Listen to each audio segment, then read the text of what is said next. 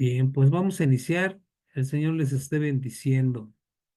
Vamos a hacer un recordatorio breve de lo que vimos la semana pasada en este estudio de Bereshit o Génesis, que es en el principio la creación, y empezamos por ver lo que era la definición del verbo que creó y que es la palabra hebrea bara, y que de alguna manera estuvimos hablando que se refiere a una actividad que solo Dios puede realizar, que significa que es un momento específico donde Dios creó la materia y la sustancia que no tenía existencia alguna en ese momento o anteriormente. Solamente el Señor lo sabía, pero no nosotros, ¿no? Y vimos que en Génesis 1:3, pues se habla de que se hiciera la luz. Y de alguna manera la luz se define como en Juan 1:4, que en él estaba la vida y la vida era la luz de los hombres. Y se refiere precisamente a nuestro Señor Yeshua. Génesis o Bereshit aparece en la Torá como el primer libro y sirve como introducción a toda la Biblia. Y Bereshit se considera que es el primer libro que encabeza la Torá, y habíamos mencionado también que a excepción del libro de Job, porque yo no tengo, y lo decía Rafa, que no hay una certeza si fue primero el libro de Job o no. Si me equivoco, Rafa, te agradeceré que me corrijas. Y luego también vimos que en el principio, cuando el Señor estaba creando este mundo y siendo entonces la traducción precisa, en el principio de cuando creaba. O sea, el Señor estaba haciendo la creación con su palabra, y en él estaba presente el verbo y el verbo era con Dios y el verbo era Dios, ¿no? Estaba nuestro amado Señor Yeshua. Posteriormente vimos también en la siguiente diapositiva, del capítulo 1 al capítulo 4 y de ahí al versículo 31.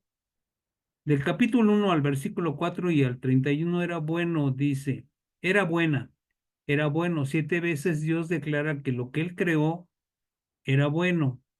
Ver los siguientes versículos, y mencionamos los versículos del capítulo 1, el 4, el 10, el 12, el 18, el 21, el 25 y el 31, de lo cual también se dio lectura. Cada parte de la creación de Dios cumplió plenamente su voluntad, y su propósito de Dios en el haber creado el mundo era para que se reflejara que la humanidad pudiera participar de su alegría y de la vida, y que de alguna manera el ser humano también tuviera la oportunidad de sojuzgar a la creación de Dios, ¿no? Nos daba esa autoridad el Señor aquí en la tierra. Habíamos tocado en la semana pasada, pues, los principios de la creación del Señor, y estábamos viendo el capítulo 1 y los versículos del 1 al 4, en donde el Señor, pues, en cada uno de los días fue dando una instrucción para que se fueran dando las condiciones de que el mundo fuera dando lo que es la luz, la expansión, la tierra seca, las lumbreras. Y a mí me toca desde la semana pasada dar el versículo 20 del capítulo 1, donde el Señor crea los peces y las aves. Y en este capítulo, entre el 5 y el 6, el versículo 5 y 6, se da la vida a la creación. En eso estuvimos platicando, y luego entramos a la parte de los estudios que habíamos visto, que en el primer día, como se los dije, el segundo, el tercero y el cuarto día. Y si no me equivoco, nos quedamos en esta presentación, en donde, en esta diapositiva, donde hablamos del quinto día de la creación en Génesis 1:20, versículo 20 al 23, pero que a mí me corresponde nada más dar el 20, pero señalé ahí del 20 al 23 con efecto de que se hiciera referencia al quinto día. Y entonces dijo Dios: produzcan las aguas seres vivientes y aves que vuelen sobre la tierra en la abierta expansión de los cielos. Y comentamos también que la palabra produzcan en el diccionario Strong 8318, la palabra, el número 8318, se describe como polular o abundar, y en hebreo se pronuncia yisretzu, y tiene que ver con directamente con la abundancia del mundo marino y la abundancia del mundo de las aves en el cielo, en la expansión de los cielos. Luego comentábamos que la palabra sheretz en el diccionario Strong 8317 describe como enjambre, bullir, hormiguear, y que de alguna manera pues estábamos hablando, o el Señor estaba dando una orden donde se, se llenaran las aguas de todo tipo de peces, de almas, almas vivientes ahí en el mar, tanto como en el cielo, ¿no? Y que de las mismas aguas habían salido tanto la creación de los peces como las aves, de diferentes aves, y que las aguas traducidas al hebreo en su palabra se describe como main, y que las aguas líquidas o gaseosas o sólidas son la fuente de la vida para millones de seres vivientes, de peces, aves y humanos, que en la actualidad de alguna manera pues seguimos disfrutando de esa bendición, de este beneficio que Dios nos ha regalado, y que de alguna manera pues también comentamos que no tuve la oportunidad, y nuevamente lo repito, de que no me di esta oportunidad esta semana de ver qué tipo de peces o animales marinos o de aves en los cielos son las que hemos afectado con la contaminación, y que pues ya no se están produciendo probablemente, o que se han minimizado mucho. Entonces también comentábamos que las aguas representan a las naciones, y como referencia podemos comprenderlo en el libro de Apocalipsis 17:1, que también lo leímos, y si no me equivoco dice: vino entonces uno de los 7 ángeles que tenía las 7 copas y habló conmigo diciéndome: ven acá y te mostraré la sentencia contra la gran ramera, la que está sentada sobre muchas aguas, es decir, la que está gobernando sobre muchas naciones. Perdón. Luego, en Apocalipsis 17:15 también se describe que me dijo también, dice Juan: las aguas que has visto, donde la ramera se sienta, son pueblos, muchedumbres, naciones y lenguas. Y en el libro de Juan 10:3 también comentamos que se describe a el portero a este que abre ¿qué? ¿Cómo dice? Se describe a abre el portero y las ovejas oyen su voz, y a sus ovejas llama por nombre y las saca. En este contexto es importante mencionar que la palabra sheretz, traducida del hebreo al griego, es hexago, que significa sacar, llevar afuera o extraer. Y ya entrando en la materia de esta semana, con el estudio, entonces, derivado del libro del apóstol Juan, en el capítulo 10, versículo 3, nos dice que es importante mencionar que los peces eran el símbolo que los creyentes utilizaban. Bueno, en el estudio que más bien da Joseph, describe que el símbolo que los creyentes utilizaban en la comunidad primitiva era el pez, y que también utilizaban los discípulos para referirse a ellos o para que los identificaran. El pez se usaba en referencia al pueblo de Israel, que al irse a las naciones se iba a multiplicar como los peces, y en los últimos tiempos Dios los va a sacar de las naciones para readoptarlos y ser parte de su pueblo, nuevamente llevarlos a Israel. Y también pues esta promesa de multiplicar este, como los peces se la dio a nuestro padre Abraham, ¿no? En el que también le dijo que él sería padre de multitudes y que serían tan incontables como la arena del mar o las estrellas del cielo. Y así es como de alguna manera también, pues el pueblo de Israel, las 10 tribus que fueron llevadas al exilio, pues se han expandido en todas las naciones, se han multiplicado como los peces o como las aves, y que de alguna manera, pues el Señor, en un momento dado, cuando Él venga, volverá nuevamente a llevarlos, a rescatarlos, a sacarlos de las naciones y hacer un solo pueblo, hacer en Israel que las 12 tribus convivan nuevamente y que Dios sea el que los gobierne y que de alguna manera pues podamos estar también en la presencia de nuestro Señor Jesucristo. En este contexto existe un nivel profundo en el que Dios llevará a las ovejas perdidas a la tierra que le juró a Abraham, a la tierra de Israel.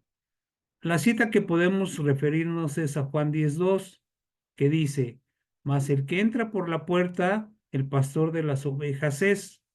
Y dice Juan 10:3, a este abre el portero y las ovejas oyen su voz, y a sus ovejas llama por nombre y las saca.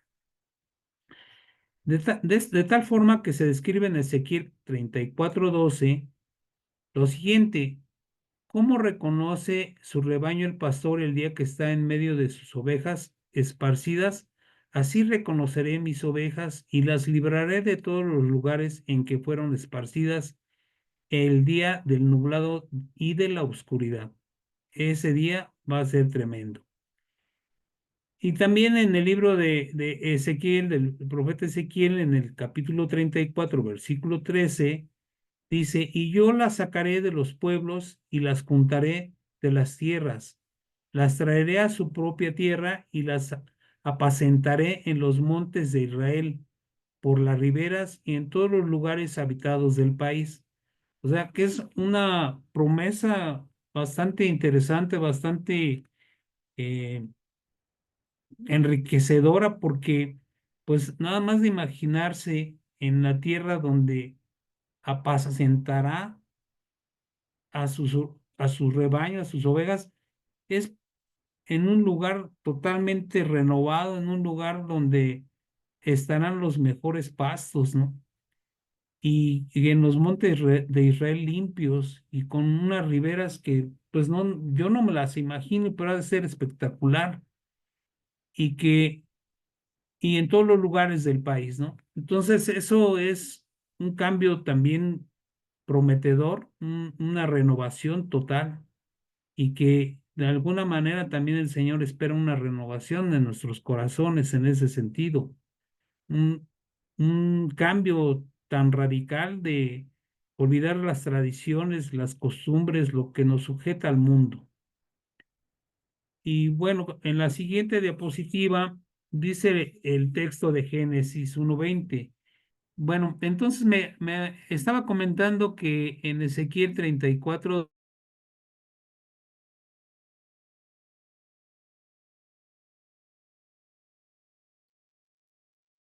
Ya te nos fuiste otra vez, Pedro.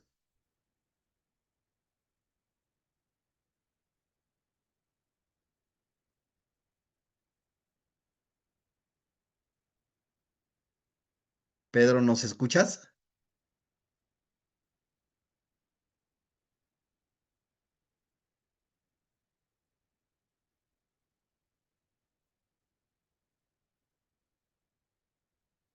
Pedro,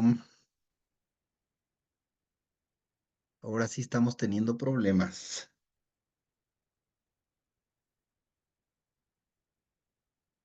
A ver si ahorita ya volvió a...